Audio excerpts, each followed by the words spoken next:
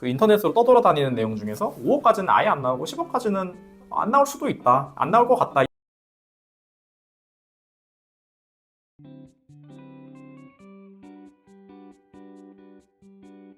제가 증여랑은 다르게 상속은 누군가가 돌아가셔야 발생을 하는 일이다 보니까 내가 통제할 수 있는 변수는 아니잖아요. 이게 물론 예측은 할 수 있겠죠. 지병이 있으시거나 이러면 또 그럴 수는 있겠지만 보통은 예측하지 못한 사태라고 생각을 하기 때문에 대비를 못 하시거나 아니면 상속세 신고를 해야 된다는 사실 자체를 나중에 캐치하시는 경우가 많으세요. 좀 돌아가신 다음부터 몇 달 정도 있다가 캐치를 하신 경우가 많거든요. 그런데 이제 막상 재산 관계를 좀 파악을 하다 보면 생각보다 이 정도면은 지금 인터넷에서 좀 보니까 5억 아래는 아예 상속세 안 나오고 10억 아래도 잘 안 나온다는데? 라고 해서 신고를 안 하시는 케이스도 많거든요. 실제로도 재산이 그렇게 많은 재산이 없으시면 상속세 신고를 안 하시더라도 세금이 나오는 건 없으세요. 다만 이제 그럼에도 불구하고 상속세 신고를 좀 권장드릴 때는 어떤 케이스가 있냐면 상속을 받으신 자산이 아파트가 아니라 어떤 단독주택이라거나 아니면은 외곽에 있는 땅 같은 거 상속받으실 때는 상속세 신고를 좀 하시는 게 좋아요. 왜 그러냐면 이걸 만약에 신고를 안 하게 되시면 세무서에서 자동으로 직권으로 결정하게 되어 있거든요. 직권으로 결정하게 되면은 단독주택 같은 경우는 개별주택 가격으로 결정을 할 거고,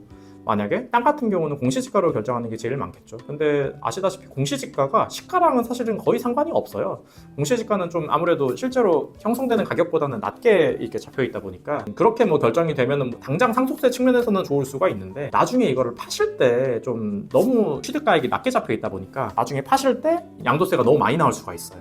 예를 들어가지고 어젠가 그젠가에 상담 오셨던 분 중에 토지 수용 당하신 분이 계세요. 충청도 쪽에 토지 수용이었는데 한 6억의 수용을 받으셨는데 공시지가가 한 1억밖에 안 됐던 땅이에요. 그러다 보니까 이게 5억 정도 갭 차이가 나다 보니까 세금이 너무 많이 나오는 거예요. 근데 만약에 이걸 상속 당시에 좀 어떻게 감정평가를 받던지 이렇게 해가지고 시가를 좀 올려놨었으면은 양도세가 확 줄어들었을 거거든요. 그때 탁감으로 한 2, 3억 정도 나왔을 땅이었을 것 같은데, 제 생각으로는. 그러면 양도세가 거의 한 억 단위로 줄어들었을 수도 있는데 그게 좀 많이 아쉬웠죠. 아무래도 그때는 잘 모르세요. 상속을 이제 받으셨을 때는 그런 게 공감이 안 되시니까 이걸 신경 안 쓰실 수도 있는데, 나중에 이게 팔렸을 때는 되게 그때 한 50만 원 100만 원만 내서 감정 받아둘 걸, 이렇게 후회하시는 경우를 저희가 너무 많이 봐가지고 그런 케이스에서는 신고를 하시는 게 좋다. 그 인터넷으로 떠돌아다니는 내용 중에서 5억까지는 아예 안 나오고 10억까지는 안 나올 수도 있다, 안 나올 것 같다, 이렇게 얘기를 하시는 이유가 뭐냐면, 5억은 일단 누가 돌아가시든지 간에 기본으로 이제 그냥 일괄공제라고 해가지고 5억짜리 공제를 해주는 게 있습니다. 그래서 이러니 저러니 해도 상속 재산이 5억이 안 넘으면 상속세는 안 나옵니다. 그리고 10억은 왜 10억이냐면, 배우자가 있으면 일단은 배우자 상속 공제라는 게 있어서 그게 최소 5억이 추가로 더 들어가요. 이제 최대는 이제 30억까지 들어가는데, 어쨌거나 이제 5억은 무조건 들어가는 거다 보니까 5 플러스 5 해서 10억까지는 상속세가 잘 안 나온다라고 알고 계시는 경우가 많고, 틀린 말도 아니죠. 다만 이제 주의하셔야 될 거는 배우자분한테 상속 지분이 1%라도 가셔야 돼요.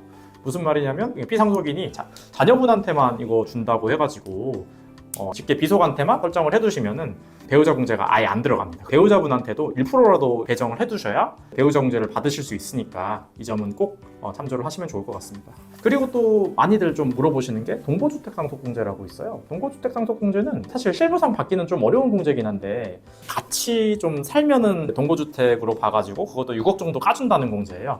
근데 그러면 이렇게 생각하실 수가 있죠. 아니, 우리 아버지랑 어머니랑 같이 10년 동안 같이 사셨는데 그럼 당연히 동거주택 상속 공제 되는 거 아니야, 6억? 그러면은 5 플러스 5, 10억 해서 플러스 6 하면 16억까지 안 내겠네? 라고 생각하실 수가 있죠. 근데 이게 배우자한테는 적용이 안 돼요. 좀 이제 아쉬운 규정이기는 하죠. 그래서 이거를 받으시려면 자녀분이 부모님이랑 같이 살면서 1주택을 유지해야 되는데, 이게 사실 쉽지는 않죠. 실무상 받으실 수 있는 케이스가 좀 많지는 않은 이유가, 미성년자 때 같이 사는 기간을 또 통산해 주지가 않거든요.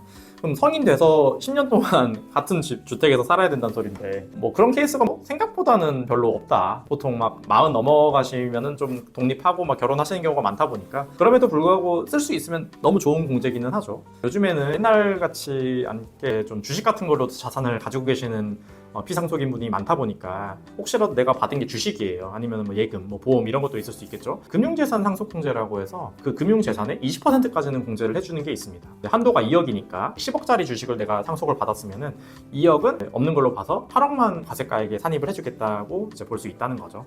그래서 이런저런 이제 공제를 알아봤는데, 누구나 대부분 보편적으로 받을 수 있는 공제는 10억까지 5 플러스 5, 그 다음에 거기서 제한적으로 6억짜리 공제 들어가는 케이스도 있고 거기서 플러스 2억짜리 공제가 들어가는 경우도 있고 여기서 또 영농상속공제라든지 가업상속공제 같은 게 들어가는 경우도 있긴 있는데 이제 영농상속공제는 상속인이 직접 거기서 가서 농사도 짓고 그래야 되는데 아무래도 본업이 처음부터 농사를 하시는 분이 아니면 그거는 받기가 좀 어려운 게 있고 사실 가업상속공제는 상속 전에 돌아가시기 전에 이미 다 세팅이 되어 있는 경우가 많다 보니까 이게 막 급하게 이걸 받으실 수 있는 공제는 아니거든요. 이런저런 공제들 잘 파악하셔가지고 최대한 상속세는 적게 내시는 게 좋은데 상속세만 체크하셔가지고 나중에 발생할 양도세를 간과하시면 아무래도 좀 소탐 대실이 되실 수도 있다 보니까 종합적으로 잘 판단하셔서 상속공제를 좀 결정하시면 좋을 것 같습니다. 네, 감사합니다.